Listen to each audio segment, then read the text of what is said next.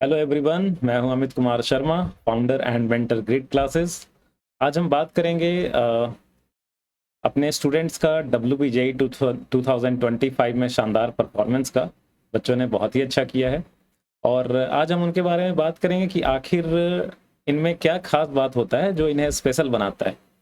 जैसे अपना जो टॉप रैंक है वो है संबित मुखोपाध्याय, WBJE में रैंक 7 और इनका जेई एडवांस में रैंक था 825। जेई मेंस में इन्होंने फिजिक्स में 100 परसेंटाइल लाया था और दूसरा अटेम्प्ट जो था उसमें भी 99.95 लाया था इन्होंने। तो संबित का मुझे याद आता है कि संबित ने बिल्कुल फ्रेश शुरू किया था। क्लास 11th में जब इन्होंने शुरू किया था तो इन्हें पहले से जेई का कोचिंग वगैरह इन्होंने नहीं लिया था और इनको कोई आइडिया नहीं था किसी टॉपिक्स के बारे में, किसी चैप्टर का। मतलब जेई के लिए एकदम जीरो से स्टार्ट किया था संबित ने। तो ये जीरो से चल करके यहाँ पे पहुँचना बहुत बड़ी बात होती है, बहुत बड़ी बात होती है। क्योंकि मतलब सबसे नहीं हो पाता है बिल्कुल स्टार्टिंग से ऐसा कर पाना। तो संबित का मुझे याद है कि क्लास 11th का एक टॉपिक था, तो मैंने एक क्वेश्चन दिया था और उसको एज ए चैलेंज दिया था क्लास में कि कितने बच्चे जो है इसको डिफरेंट 6 डिफरेंट मेथड से कर सकते हैं। ठीक है, तो क्योंकि सबसे इंपॉर्टेंट चीज़ जो होती है जेई में वो होता है थिंकिंग एबिलिटी डेवलप करना। तो एक ही क्वेश्चन को अगर आप अलग अलग कॉन्सेप्ट से करते हैं, अलग अलग डिफरेंट मेथड से करते हैं, तो आपकी क्लैरिटी जो है वो बहुत शानदार होती है। तो मुझे याद है संबित ने उसे 7 डिफरेंट मेथड से ट्राई किया था। बाकी और भी बच्चे थे, जैसे उसी में इसाम भी था। इसाम ने भी जो है वो 5 मेथड से ट्राई किया था। तो और संबित का मुझे याद है कि उसे अगर आपने ये टास्क दे दिया कि बेटा ये बुक खत्म करना है, तुम्हें ये बुक बनाना है, ये तुम्हारा होमवर्क है, तो वो एक क्वेश्चन उसका नहीं छोड़ेगा, चाहे कितना भी उसमें मतलब बड़ा टास्क हो, चाहे कुछ भी हो। ये उसका डेडिकेशन लेवल था एंड ये डेडिकेशन लेवल सभी बच्चों में नहीं होता है। तो यही है जो बाकियों को दूसरों से अलग करता है। और वैसे तो मैं ये रिकमेंड नहीं करता हूँ बच्चों को कि आप अपनी जर्नी 11 से शुरू करें। हमेशा जो है वो एडवांटेजियस होता है स्टार्ट करना अपना जर्नी 9-10 से, फाउंडेशन स्ट्रांग होता है। क्योंकि संबित जैसे बच्चे तो बहुत ही कम ही होते हैं जो कि जीरो से शुरू करके और 2 साल में इतना कर पाते हैं।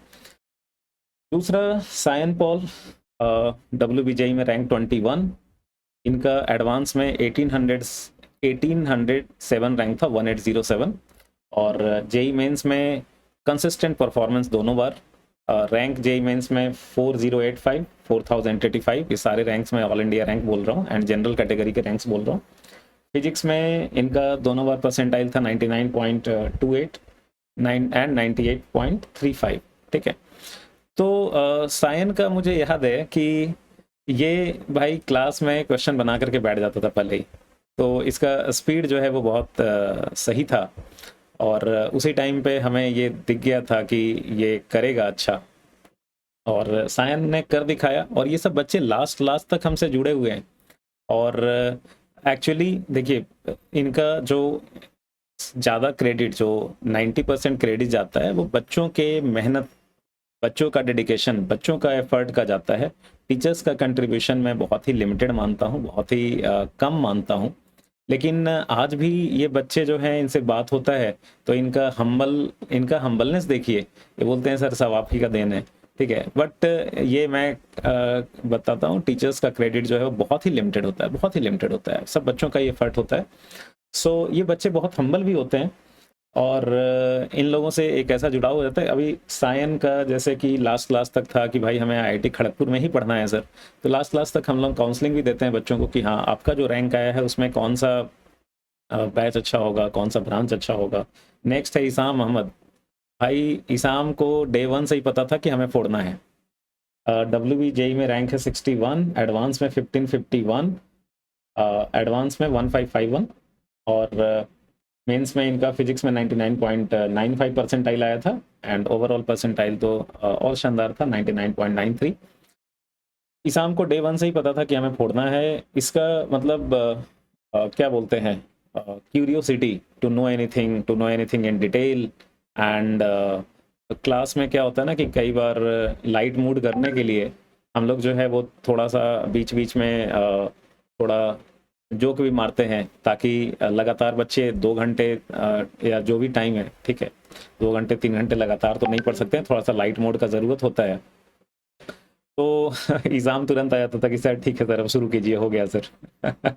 तो ये जो है वो इसको पहले से ही पता था कि भाई हमें करना है, इतना वो फोकस था, laser focus. Soumyadeep Mallick, never give up attitude, एकदम जो हम लोग बोलते हैं ना कि लिमिटेड कॉन्स्टेंट्स में लगे रहना, डटे रहना, कितना भी परेशानी आए, ठीक है, तो कभी फोकस में नहीं थे, बट लगातार ये करते रहे। एंड WBJE में इनका रैंक है 184, एडवांस में 5206, और लास्ट लास्ट तक सोमदीप जुड़ा रहा हमसे।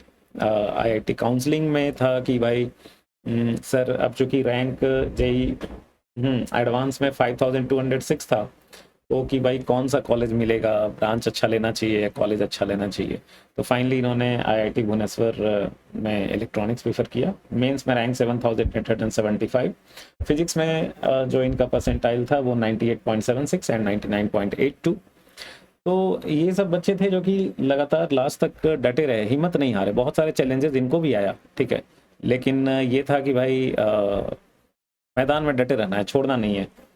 अक्षित कुमार अभी IIT BHU में पढ़ रहे हैं, इनका तो रैंक थोड़ा पीछे हो गया था, बट हमने कहा कि भाई BHU में ले लो, तो वहाँ से आपका BHU ही लेना ज़्यादा बेटर है, वहाँ से बहुत सारे फ्लेक्सिबिलिटी है वहाँ पे काफ़ी। ईशानी पॉल, गट्स चाहिए, IIT BHU लेकर के इन्होंने अच्छा ये नहीं मिलने की वजह से ड्रॉप कर दिया। WBJE में रैंक 384, तो गट्स चाहिए इसके लिए। हालांकि उस डिसीजन में मेरा कोई रोल नहीं था, इन्होंने कंसल्ट नहीं किया था, बट जो भी डिसीजन जो ले लिए वही बेस्ट डिसीजन होता है, और I wish sir all the best.